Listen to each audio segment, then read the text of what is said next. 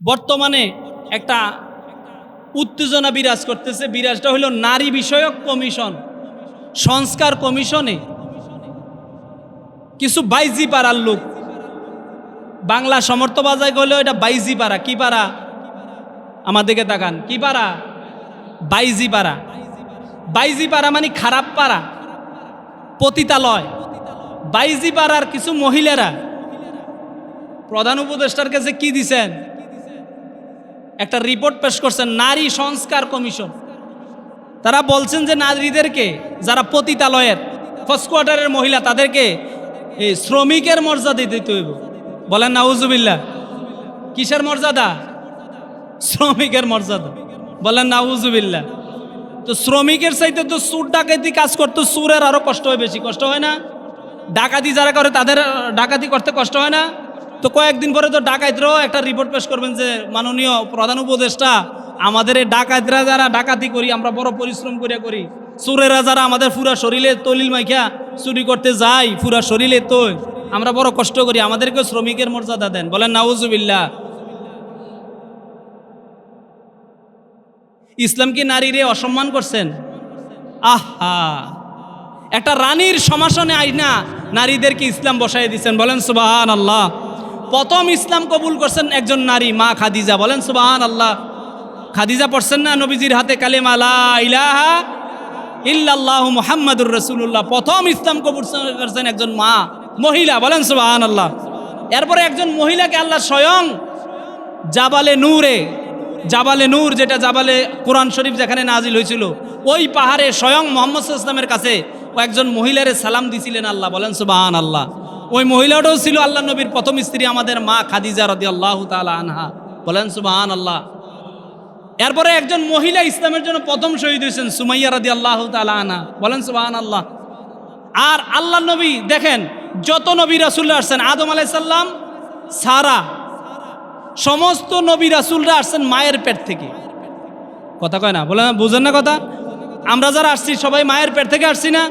যত অলি, আবদাল, গাউস, কুতুব, জৈনপুরের বীর বলেন আর শর্ষিনের বীর বলেন, সমস্ত নবী রাসূল, সাহাবীরা, আল্লাহর অলিরা, আমরা সাধারণ মানুষরা কায়ের পেট থেকে বের হয়ে আসছি। তো আল্লাহ তাআলা মাদেরকে কত নবীর মা বানাইছেন। বলেন সুবহানাল্লাহ। অলির মা বানাইছেন, সাহাবীদের মা বানাইছেন। স্বয়ং মুহাম্মদুর রাসূলুল্লাহ সাল্লাল্লাহু আলাইহি ওয়াসাল্লাম বলেন, আল জান্নাতু তাহতা আকদামিল উম্মাহাত। ও আমার উম্মতেরা, তোমাদের মায়ের পায়ের নিচে তোমাদের জান্নাত। বলেন সুবহানাল্লাহ। আমাদের পুরুষদের পায়ের নিচে স্যান্ডেল, জুতা, আর মহিলাদের পায়ের নিচে কি? কে বলছেন? মুহাম্মদুর রাসূলুল্লাহ। তাহলে নারীর সম্মান কিভাবে দিল না? নারীরে কিভাবে সম্মান দিল না? নারীর ক্ষমতায়ন বইলা একটা পার্টি অনেক বছর মুখে ফেনা তুলছে, রাস্তায় নামাইয়া দিছে। বুকে কাপড় নাই, পিঠে কাপড় নাই, মাথায় কাপড় নাই, শরীরে কাপড় নাই, অর্ধ উলঙ্গ বানাইয়া রাস্তায় রাস্তায় তাদের দিয়া মিছিল মিটিং করাইছে। আসলে কি এই মর্যাদা এই মানুষগুলির, এই মহিলাগুলির কাছে আমাদের শ্রদ্ধা আছে? এই মহিলাগুলির জন্য আমাদের শ্রদ্ধা আছে? দায়ুস যে বলি, দায়ুসরা কোথায় যাবে না? জান্নাতে যাবে না। তো দায়ুসকে আল্লাযী ইউকিররু ফি আহলিহি, ওই অভিভাবক, যেই অভিভাবক তার মায়েরে, তার বোনেরে, তার স্ত্রীরে দেখলো, তার সন্তানদের দেখলো খারাপ কাজে, অন্যায় কাজে, আল্লাহর নাফরমানির কাজে, কিন্তু সে ডাক দিল না, বাধা দিল না, শাসন করলো না, এই মানুষ দায়ুস। আর এই দায়ুস আল্লাহর জান্নাতে কোনোদিনও প্রবেশ করতে পারবে না।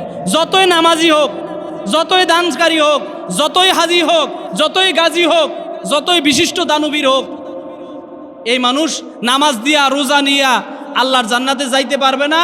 কেননা তার পরিবারে খারাপ কাজ, অন্যায় কাজ, বেসরা কাজ, তার ছেলেগুলি, তার মেয়েগুলি কোন রাস্তায় কোথায়, তার স্ত্রী বাড়ি বাড়ি হাঁটে, তার স্ত্রী রাস্তা পাথে জমিনে জমিনে কাজ করে, তার মেয়েরা অর্ধউলঙ্গ অবস্থায় ইউনিভার্সিটিতে যাইতেছে। কথা এরকম আছে না? নাই? আর এটা তো মোটামুটি আপনার একটা মোটামুটি একেবারে রাজ সাক্ষী হয়ে আছেন, যেহেতু আপনাদের আশেপাশে অনেক ইউনিভার্সিটি আছে, অধিকাংশগুলি এই অবস্থায় যাইতে আছে যে তাদের শরীরের উপযুক্ত কাপড় নাই, শালীন কাপড় নাই। এরকম আছে না? নাই?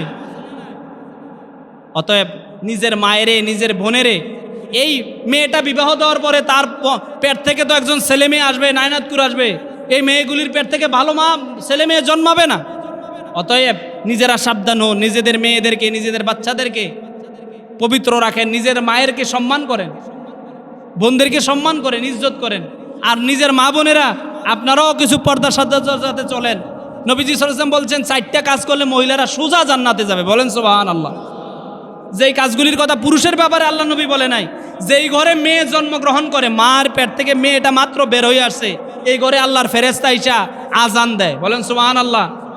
ওই মেয়ের মুখের ভিতরে আল্লাহর ফেরেশতারা হাত বুলায় আর দোয়া করে, আল্লাহ এই ঘরে যে তুমি তোমার একটা কন্যা সন্তান দিছো, একটা নরম দেহ, মানে মেয়ের বাচ্চার মায়ের কথা বলতেছে, একটা নরম দেহ থেকে আরেকটা নরম দেহ বের হয়ে আসছে, আল্লাহ এই উসিলায় এই ঘরের মধ্যে বরকত দাও, তার মা বাবারে হায়াত দাও, তার বাবার রুজি রোজগারের ব্যবসায় বরকত দিয়ে দাও। বলেন সুবহানাল্লাহ। কই, এটি তো ছেলেদের ব্যাপারে বলে নাই। আমরা বুঝি এই বাইজি পাড়ার মহিলাগুলি যারা এই কমিশনের নামে মহিলাদেরকে অর্ধউলঙ্গ বানাইয়া রাস্তায় জাহান্নামী বানানোর চেষ্টা করতেছে। আর যাই কিছু হোক, তারা মুসলমানের ঘরে জন্ম নিছে ঠিক, তারা আর মুসলমান না, তারা সরাসরি আল্লাহর নাফরমান, আল্লাহর বিধানের বিরুদ্ধে চলে গেছে। এরা আল্লাহর দুশ্মন, ইসলামের দুশ্মন। কথা ঠিক কিনা? আর তাদের প্রধান যিনি আছেন উনি আর আমাদের দেশে নাই, উনি অনেক আগেই এই দেশ থেকে পালাইয়া পাশের দেশে চলে গেছেন। যাইয়া ওই জায়গায় বৈশা বৈশা উনি কি করেন, মহিলাদেরকে উস্কানি দেন। নাম সুন্দর, তাসলিমা নাসরিন। কি নাম? মুসলমানের এগুলির খবরও নাই। কি নাম? অনেক আগে উনি এই দেশ থেকে পালাইয়া গেছেন। উনি আস্তাগফিরুল্লাহ, উনি বই লেখছেন। উনার বেসরা কথা, বেলজ্জা কথা, উপযুক্ত ছেলে এবং মেয়ের সামনে এই কথা পড়াও যাবে না, উনি এমন বই লেখছেন, এমন খারাপ শব্দ ব্যবহার করছেন। অথচ ওনার বইয়ের নাম দিচ্ছেন লজ্জা। কথা কয় না, ওনার বইয়ের নাম কি? অথচ এক ফুটা লজ্জাও তার নাই, এমন কথা লেখছেন। বলেন নাউজুবিল্লাহ। ভাই নাই, চাচা নাই, বন্ধু নাই, কত পুরুষের সাথে তার সংসার হয়েছে। সংসার তো না, মনের চাহিদা মিটছে। বলেন নাউজুবিল্লাহ। বইয়ের নাম দিছে কি? আরে বই লেখছে উনি, নাম দিছেন লজ্জা। বইয়ের নাম কি?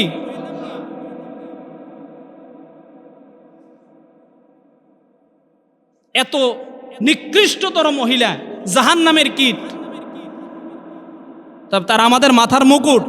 7 রাজার ধন ধ্বংস হইয়া যাওয়াকে আমরা বেশি কষ্ট মনে করি না, যদি আমাদের মা বোন রেখেও বাঁকা নজরে তাকায়, ইপটিজিং করে, খারাপ কথা বলে, আমরা তার বিরুদ্ধে যেভাবে ঝাঁপাইয়া পড়ি, ঠিক না?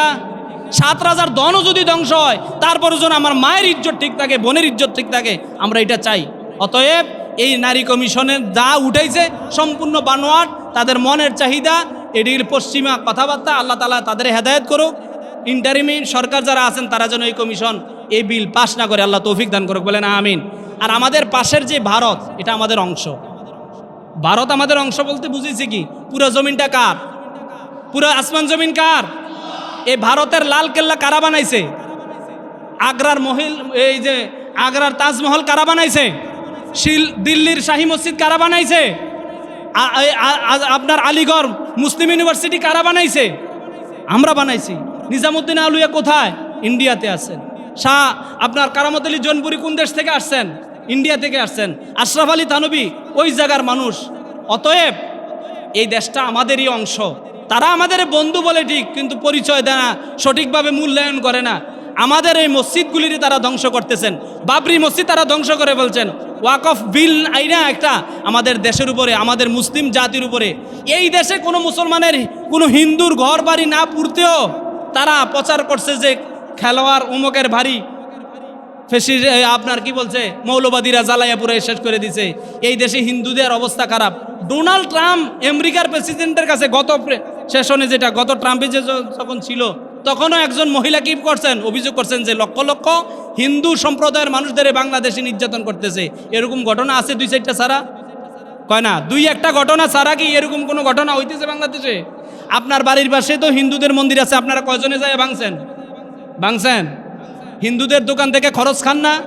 আরে কথা কয় না, খান না? একসাথে বৈশা টেবিলে চা খান না? কোনো সময় তাদের বিবাহ অনুষ্ঠানে আপনাদের দাওয়াত দেয়, আপনাদের অনুষ্ঠানে তাদের দাওয়াত দেন না? তাহলে এই সংখ্যালঘুদের উপর অত্যাচার কোথায় হইতেছে?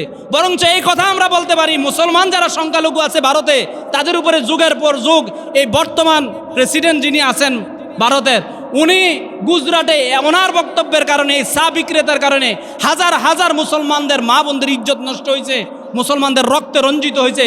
বাবরি মসজিদ ভাঙছেন, হাজার হাজার মসজিদ মাদ্রাসাগুলি ভাঙতেছেন, বলেন নাউজুবিল্লাহ। তবে আমরা এটা আশাবাদী, কিয়ামতের আগে একটা গুজওয়াতুল হিন্দ হবে, হিন্দুস্তানের সাথে মুসলমানদের যুদ্ধ হবে।